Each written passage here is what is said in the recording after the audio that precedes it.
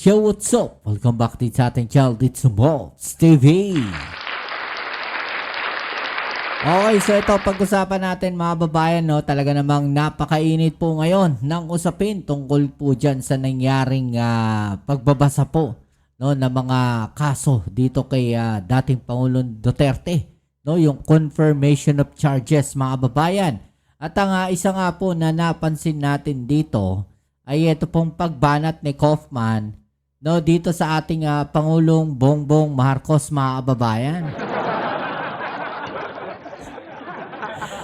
No, at dahil po dyan, siya po ay binanatan netong si Yusek Claire Castro at may bago po siyang pangalan mga kababayan, no? Hulaan nyo ano yung pangalan niya?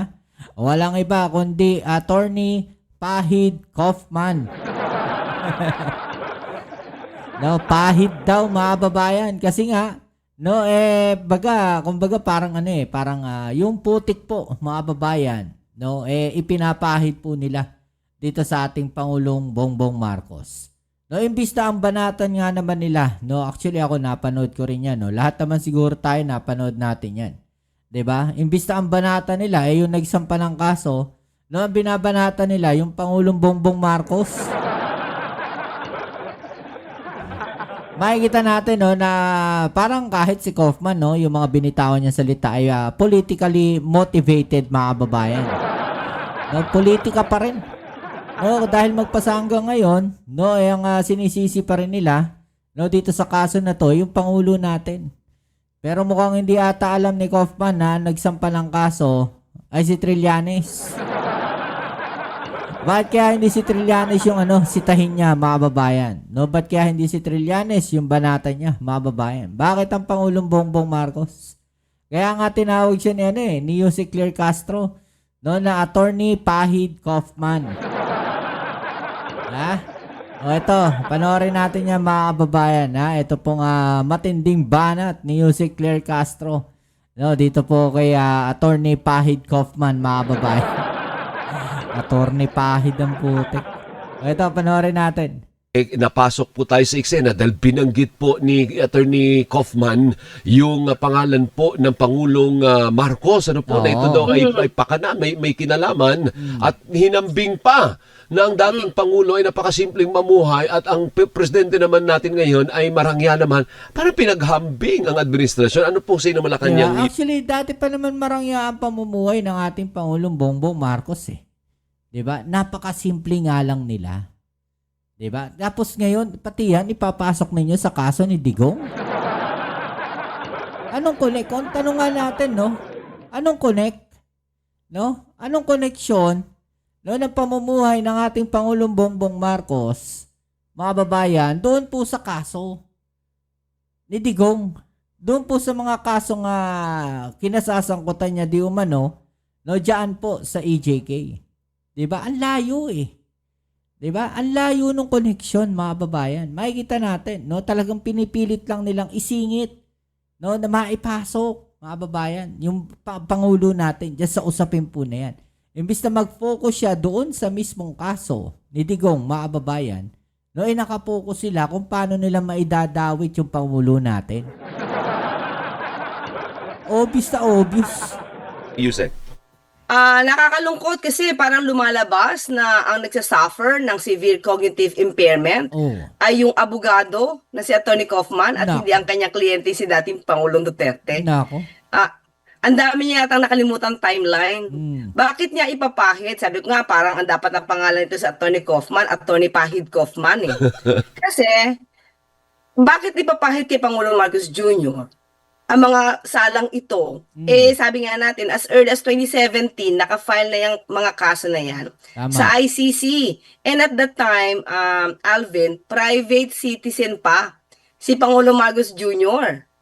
Kung meron mang kasalanan at nandiyan sa ICC, ito si dating Pangulong Duterte, kasalanan niya yun. Dahil siya ang itinuturo na mastermind, architect, na madugo, no, na kadumal-dumal na extrajudicial killings. So, sino ba ang pumupunta sa pamumulitika? Diba? Hindi naman lumalabas yung prosecution dahil diba? Sabi natin eh, diba? Pumupunta na sila sa pamumulitika, mga babayan. No, imbis na ang tutukan nila yung kaso ni Digong, paano nila ididepensa, mga babayan? No, sa pamumulitika sila pumupunta. Ito ba ay katunayan na wala talaga silang makitang magandang ipangdidepensa dito kay Digong? No? Ganun ba kahina itong abogado na si Kaufman, mga babayan? Ha? Wala man lang nabanggit dito patungkol sa mga administrasyon. Kung hindi, ito mismo si Attorney Kaufman na laging isinisingit ang administrasyon ngayon para lang mapagbigyan siguro ang mga pagdadrama ng pamilya Duterte laban kay Pangulong Marcos Jr. So, makikita mo, wala siyang denial ng patayan. Pilit lang ikinakabit sa di umanong pamumulitika, samantalang 2017 pa ito naganap, or rather 2017 pa ito isinampa dyan sa ICC.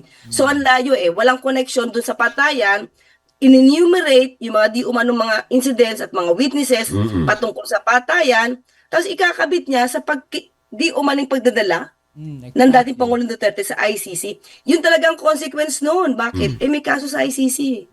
I think, Yusek, may bubog talaga sila dahil pinayagan ng Administrasyong Marcos ang pagpapadala sa kanya o sa kay Pangulong Duterte sa The Hague. Yun ang bubog nila sa Marcos administration, Yusek. Oo, pero ibig sabihin, hindi naman siya connected dun sa mga dati pang kaso ng patayan. Tama So, naman. hindi ba dapat ang isipin ni Kaufman, paano mong mailulusot yung kliyente mo na ang daming inamin na patayan at, mind you, Alvin, mismong isang lawyer dyan, si Attorney Silvestre Bello III, siya mismo sa isang interview, umaming may pinatay si dating Pangulong Duterte. Inamin niya yon. Diba? Yun dapat ang tutukan ni Kaufman kung paano niya mailulusot yung kaso ni Digong. Hindi yung ikukonekta niya sa pamumulitika. Hindi yung ikukonekta niya yung Pangulo natin dyan sa nangyayari na yan kay Digong. Anong mali ni Pangulo dyan?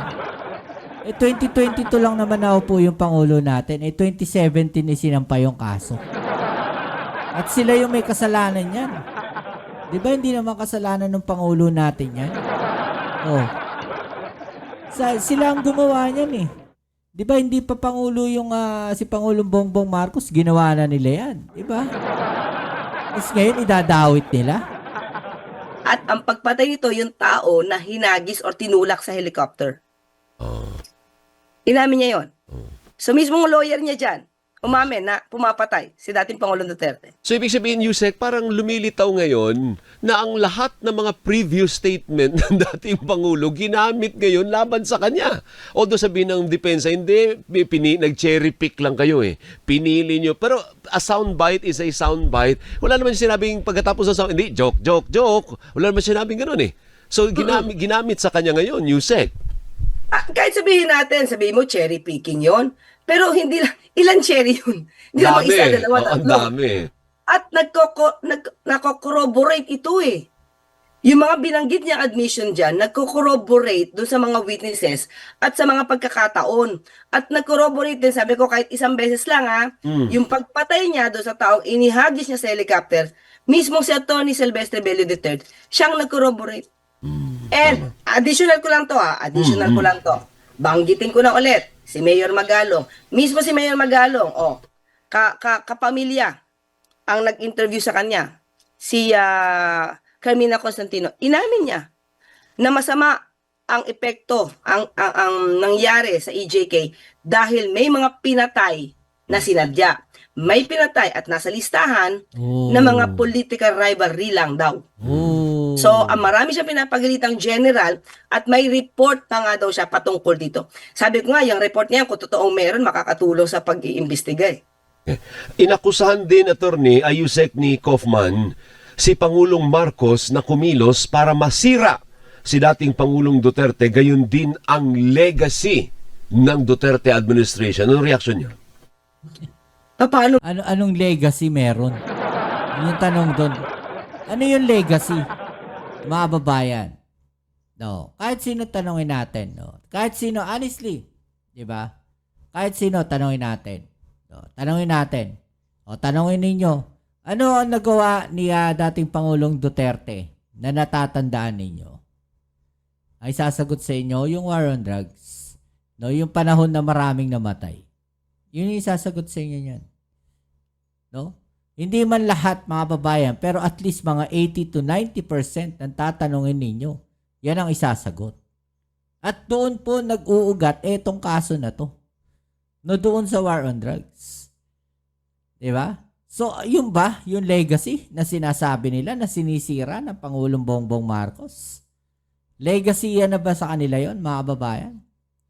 Ha? Yun na ba yung pinagmamalaki nila na ginawa ng dating Pangulong Duterte?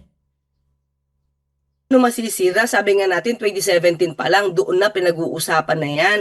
Marami ng mga journalist, marami na sa media, hindi lang dito. Globally, pinag-uusapan yung pag-amin mismo ni dating Pangulong Duterte na siya'y pumatay. Doon nga sa BBC, nasa report doon. 3 ang kanyang pinatay. At that time, nandoon pa si Senator, at that time, PNP chief pa, Bato de la Rosa. So, papaanong sisirain ni Pangulong Marcos Jr. yung kanyang legasiya? Anong legasiya niya? Pinag-usapan ba natin legasiya niya? Pagpapapatay. Yon. Diba? Yun Kung sinasabi pagpapatay natin. yan, hindi lang si Pangulong Marcos dapat ang sumira dyan. Hustisya.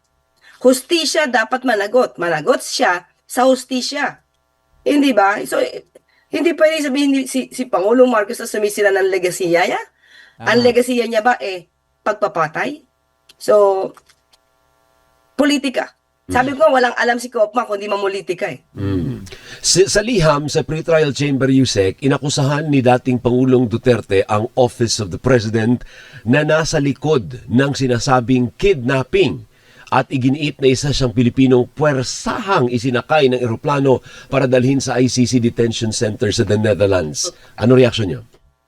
Sabi nga natin, mahirap nga ito si Atty. Kaufman sa mga naratibo ng mga DDS nakikinig Unang-una, pinakita na natin dati pa, yung kidnapping niyan, walang katotohanan. Dahil unang-una, meron tayong batas, RA 9851, nakipag-coordinate sa Interpol. Meron tayong residual obligations para gampanan din ang ating obligasyon pagdating sa ating mga treaty sa kasi international laws. Ngayon, mismo ang dating Pangulong Duterte a day before siya maaresto. Ang sabi niya, he is willing to be arrested pag nandiyan yung ICC warrant of arrest. Oo nga, sinabi nga niya yun. Parang diniklara nga niya, parang may sinabi pa siya dati na bring it on. May ganun pa siya May sinabi pa siya, Alvin, na bigyan niyo ako ng pamasahe, siya pupunta mismo sa ICC at magpapaimbestiga. Hindi nga pa pera binigay sa kanya transportation na yun yung wish niya yun yung hiling niya. So ready siya for that. So how can he say there's kidnapping? So it's really padrama para maawa ang tao. Tama. Appealing to the emotions of the Filipinos. And that's it. Wala siyang depensa. Depensa niya yung mga patayan, hindi yung pamumulitika. Tama. Again, binalik na naman ulit sa kanya kasi siya din naman nagdeklara nun. Sabi niya, willing siya Sabi niya, bigyan niyo akong pamasahe, pupunta ako doon. Tapos sa mga previously, sabi niya, bring it on. O edi, siya mismo nagsabi na pwede. Yes. Walang pamimilit doon. Unang-una, sabi nga natin, siya, may gusto siya noon. Tapos sumunod tayo sa batas. Tapos Alvin, tandaan natin, doon pa lang sa Villamor Air Base, meron na doon lawyer Nandun na si Medialdea. Nandun na si, yung isa? I forgot the name. Yung dating si Delgra. Oo, Delgra. Tapos meron siyang, sa batas kasi, dapat meron kang anak na of legal age. Nandun naman si Kitty. So, pagdating niya, dinala siya doon, may lawyer, may doktor, may nurse, may security. Anong kidnapping doon? Diba? It's just part of the process. Diba? Sumusunod tayo sa batas at kung kailangan may managot, nandoon na yung hearing na una nang mag-start ng hearing ICC at nasa batas natin na kapag nag-start na ang isang international tribunal, that's Section 17 of RA 9851, we can dispense with the investigation here in the Philippines at ipaubayan na natin doon sa nauna na nag-imbestiga. And that's part of our law. Okay. One last, dahil alis si Yusek ng 5:55, may iba pa appointment ito. Last question. Ready ba ang Malacanang? Paano pag biglang nagsabi yung ICC? Wala na, i-dismiss na natin itong charges. Hindi na tayo po-proceed sa trial. Paano yan? Ibabalik siya dito sa Pilipinas, Yusek? Walang problema. Sa atin lang naman sumusunod tayo sa batas. Kung anong sasabihin ng ICC at ano magiging proseso dyan, syempre dapat igalang yan. So, ready naman ang Malacanang. Sakaling ang desisyon ng ICC, halimbawa, there is no basis to proceed to wala pa po tayong trial, di ba? There is no basis to proceed to trial. You return that former president to his home country. Naku po, Diyos ko, babalik. Di pa, ibig sabihin nun, parang nagtagumpay ngayon si Duterte, magbubunyi yun. Kung gano'n naman ang desisyon, yun ang hustisya naman para sa kanya. Ang administrasyon naman ito ay hustisya. Either sa nabiktima and doon sa akusado. Kung sinabi na walang may linaw na ebidensya, tagumpay yun ng hustisya dahil binigyan din ng hustisya yung matagal ng pinagbibintangan na pumapatay. Okay. Pero kayo abogado, kami kasi hindi, di ba? Ordinaryo pag sa tingin ng abogado, mukhang uusad ba? Batay sa napakinggan mo kahapon, kasi first day pa lang naman, ano? Parang dapat ba umusad sa trial? O parang alanganin din? Personal. Kasi lawyer po si Yusek eh. Marami kasing nabanggit na mga instances ang prosecution. Tapos, ang binabanggit lang ni Kaufman, cherry picking, hyperbole, kasalanan ng media, masyadong magaganda ang larawan ng family grieving, tapos ibinabato niya sa Pangulo.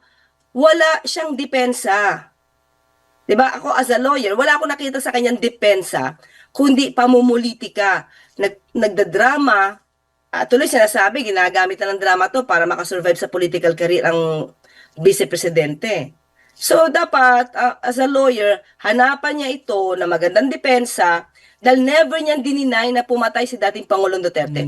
Tingnan mo doon sa kanya mga statements. Wala siyang denial. Okay. Okay, so yun mga babayan, no? So yun nga yung nakikita natin, no? Sa nangyari kahapon. 'Di ba na tila ang ginawa lang netong si Kaufman, binanatan lang yung ating administrasyon. No? Wala siyang ibang ano. Wala siyang, hindi niya, sabi nga natin, hindi niya dinipensahan eh.